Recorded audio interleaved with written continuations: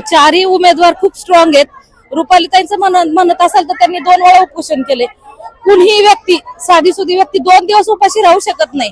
आणि त्यांना पहिल्या वेळेस उपोषण केलं, मी त्यांना विचारलं तर ती रुपाली मला म्हणली होती पाणी सुद्धा कशाच्या खाली जावत नव्हतं, असं टोचत होतं. उपोषण करणं साधं नाहीये. एकदा सोडून तिने 2 वेळा उपोषण केले आणि तिच्या ह्या मेहनतीचं फळ तिला जनता नक्कीच देईन. आणि येणाऱ्या 16 तारखेला विजय हा ह्या राष्ट्रवादी पॅनलचाच असेल आणि भंडारा आणि गुलाल काय असेल तो आम्हीच उधळणार. तुम्ही जसं म्हटलं त्यांनी 2 वेळा आंदोलन केली, म्हणजे नगरसेवक जे होते इथे आलेले त्यांनी कामं नव्हती केली का त्यावेळेस, की ज्यामुळे उपोषण करायला लागलं? अर्धवट कामं केली आणि जे काम करत होते त्यांच्यावर पण दबाव आणत होते. थोडं नगरसेवकाचं जे काम होतं ते वर्ष म्हणायचे आम्हीच केलंय म्हणून.